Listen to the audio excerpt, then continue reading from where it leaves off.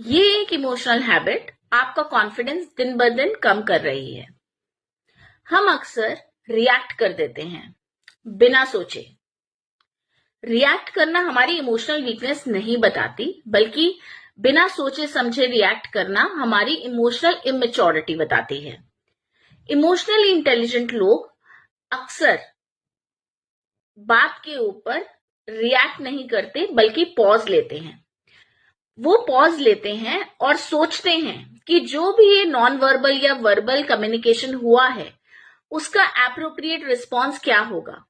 उसके बाद वो रिस्पॉन्ड करते हैं। यही पॉज और रिस्पॉन्स करना उनको और पावरफुल बनाते हैं। ध्यान रखिए, रिएक्शन से नहीं, रिस्पेक्ट रिस्पॉन्स से बढ़ती है। फॉलो कीजिए इमोशनल इंटेलिजेंस।